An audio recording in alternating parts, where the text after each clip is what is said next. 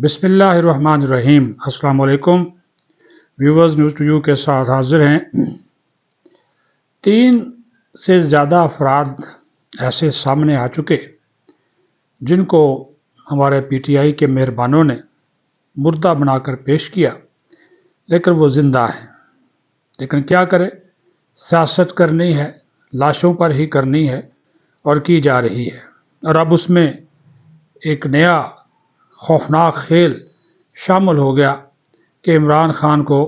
فوجی عدالت کے حوالے کر دیا گیا، یا عمران خان خدا نخواستہ پاگل ہو گئے، ان کو زہر دے دیا گیا۔ یہ کوئی اور نہیں، یہ ہمارے پی ٹی آئی کے قدردان مہربان خود یہ افواہیں پھیلا رہے ہیں۔ پھر اس ویڈیو کے آخر میں ان مہربان دوستوں کی 3 مختصر ڈاکومنٹریز کہہ لیں، شارٹ ویڈیوز کہہ لیں، وہ آپ کو دکھائیں گے تاکہ آپ کو اندازہ ہو کہ یو ٹرن کیسے لیے جاتے ہیں، کیسے لیے جاتے رہے، اسلامی ٹچ مذہب کا استعمال کیسے کیا جاتا رہا اور کیسے کیا جا رہا ہے، اور پھر سیاست اور منافقت کس طرح اپنے عروج پر ہے۔ لیکن سب سے پہلے، جب تک یہ ویلاگ آپ تک پہنچے گا، جو جیل ذرائع سے چیک کیا، جو اسٹیبلشمنٹ کے ذرائع سے چیک کیا، جو حکومتی ذرائع سے چیک کیا، اس وقت تک تو عمران خان جو ہیں وڈیالہ جیل میں ہی ہیں اور راولپنڈی کے ایک تھانہ کی پولیس کی حراست میں ہیں،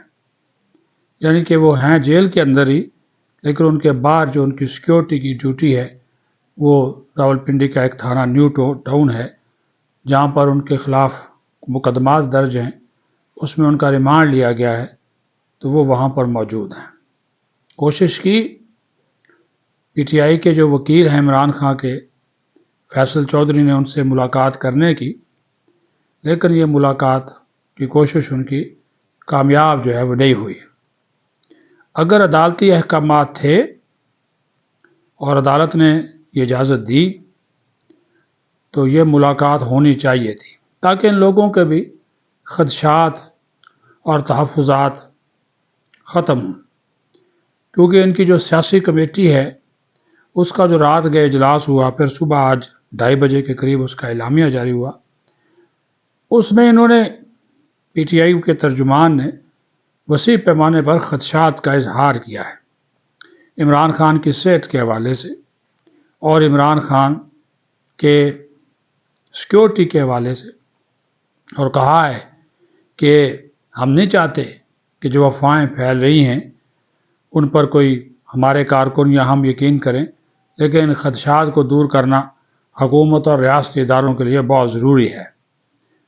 تو میرا خیال ہے کہ آج نہیں تو کل چلو ملاقات ہو جائے گی، لیکن یہ میں نے جس طرح آپ کو کہا کہ گویا کہ جب تک جنرل ریٹائرڈ فیض حمید کو سزا نہیں سنا دی جاتی اس وقت تک تو مشکل نظر آتا ہے کہ ان کو جو ہے وہ فوجی تحویل میں دیا جائے۔ ابھی تک تو وہ وڈیالہ جیل میں ہی ہیں اور سیکیورٹی خدشات کے باعث جو ہے وہ ان کی ملاقاتوں پر پابندی ہے، لیکن اس کو اچھالا جا رہا ہے پاکستان کے اندر بھی اور پاکستان کے باہر بھی، بہت زیادہ اس کے اوپر جو ہے وہ بحث و تمہیز جو ہے وہ ہو رہی ہے، اور پی ٹی آئی جو اوورسیز ہے اس کو تو وہ خدا نخواستہ عجیب و غریب رنگ دے رہے ہیں، اور وہ کہتے ہیں کہ جناب وہ جو قاسم سوری ہے سابق ڈپٹی اسپیکر، ان کا آپ اندازہ لگا لیں کہ وہی ہوتا ہے نا کہ وہ نادان دوست سے دادا دشمن اچھا ہوتا ہے، اس کا وہ والا حساب ہے کہ بانی پی ٹی آئی کی صحت اور سلامتی کے حوالے سے دعا کرنے کی بجائے یا اس کا سوچنے کی بجائے وہ الٹا جو ہے وہ ان کی زندگی کے لیے خطرات پیدا کر رہے ہیں عجیب و غریب قسم کے بیانات دے کر۔ تو یہ حقیقت حال حکومت کو بھی اور جیل انتظامیہ کو بھی بتا دینی چاہیے کہ وہ وڈیالہ میں ہیں، ٹھیک ہیں، اور ان کو وہی سہولیات حاصل ہیں جو پہلے حاصل تھی، ان کے وکیل، ان کے اہل خانہ کی جو ملاقات ہے ان کی بہنوں کی، وہ ان سے بالکل جس طرح پہلے کروائی جاتی تھی کروا دی جائے، تاکہ یہ جو معاملہ ہے، یہ جو بہت زیادہ شور اٹھا ہوا ہے، اس کا جو یہ غرض جو ہے وہ بیٹھ جائے۔ دوسرا، جس طرح میں نے کہا کہ ڈی چوک کے اندر جو کچھ ہوا، کل بھی میں نے ایک ویلاگ ڈی چوک سے کیا، آپ کو بتایا، تو اس کے بعد ابھی تک پی ٹی آئی والے اس اپنی ناکامی کو لاشوں کے پیچھے چھپانے کی کوشش کر رہے ہیں، لیکن اس میں ان کو کامیابی حاصل نہیں ہوئی۔ اور اس میں جن جن لوگوں کا خدا نخواستہ انہوں نے ان کو مردہ زار کیا، تو وہ ان میں سے 3-4 تو ایسے ہیں جو کہ سامنے آ چکے۔ سوشل میڈیا پر ان کے بیانات آ گئے۔ ایک میٹرک کا طالب علم ہے، اس کے والد نے اپنے بچے کو ساتھ بٹھا کر ویڈیو بیان جاری کیا کہ میرے بیٹے کو پی ٹی آئی والوں نے شہید قرار دیا، تو وہ جناب تو کہا جی بچہ میرے ساتھ ہے، اور یہ گیا ہی نہیں۔ ایک اور شخص ہے، ارشد اس کا نام ہے، اس نے بھی سوشل میڈیا پہ آ کے بیان دیا کہ مجھے بھی وہ جو تصاویر جاری کی گئی اس فہرست میں ڈال دیا گیا جو شہداء کی فہرست ہے، لیکن انہوں نے کہا کہ میں زندہ ہوں اور خدا را میرے نام کے اوپر یا مجھے جو ہے مردہ زار کر کے اپنی سیاست جو ہے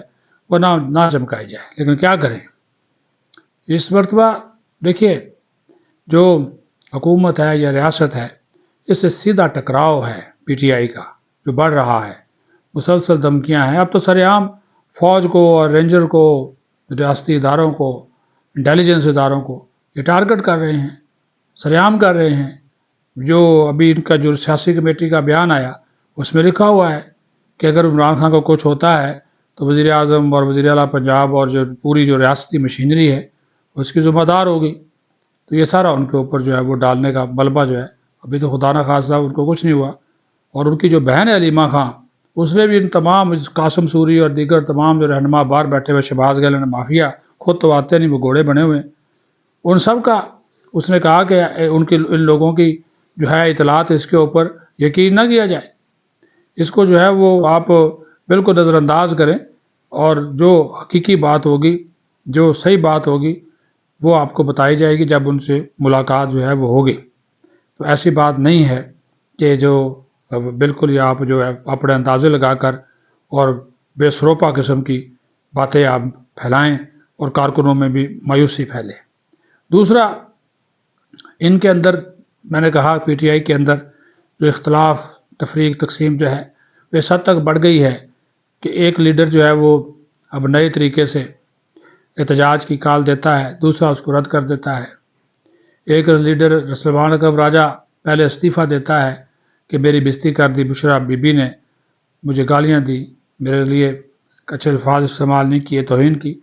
اگلے دن ہی وہ اس کو واپس لے لیتا ہے۔ کیا کریں؟ پھر بشرا بی بی کو خاموش کرا دیا گیا، زبردستی خاموش کرا دیا گیا، اور سارا ملبہ بھی ان پہ ڈال دیا گیا۔ یہ جو احتجاج کی ناکامی ہے، یہ میں آپ کو بتا دوں پارٹی کی پوری جو قیادت ہے اس نے اپنے آپ کو بری و ذمہ قرار دیتے ہوئے رات جو سیاسی کمیٹی کا اجلاس ہوا، انہوں نے اس احتجاج کی ناکامی کا سارا ملبہ بشرا بی بی پہ ڈالا ہے۔ علی امین گنڈاپور کو دے دیا انہوں نے سرٹیفکیٹ یا کلین چٹ دے دی کہ وہ اس کا ذمہ دار نہیں ہے۔ اگر یہ نہ جاتی ادھر ڈی چوک سنگجانی پہ بیٹھ جاتے تو یہ آج بھی ہمارا احتجاج اور دھرنا جاری رہتا، لیکن اس نے یہ بات نہیں مانی، اور یہ جو کارکن شہید ہوئے یا زخمی ہوئے، گرفتار ہوئے، اس کا ملبہ بھی انہوں نے بشرا بی بی پہ جو ہے وہ ڈال دیا ہے۔ خود سارے جو ہے وہ کلین چٹ لے کر بیٹھ گئے ہیں۔ بش کی جو ترجمان ہے اس کو برطرف کر دیا گیا، وہ تو کل کی خبر آپ کے پاس آ جائے گی۔ لیکن جس طرح میں نے کہا کہ نیا کھیل اب شروع کر دیا ہے عمران خان کی صحت کے حوالے سے، کیونکہ یہ سوشل میڈیا کے بغیر رہ نہیں سکتے،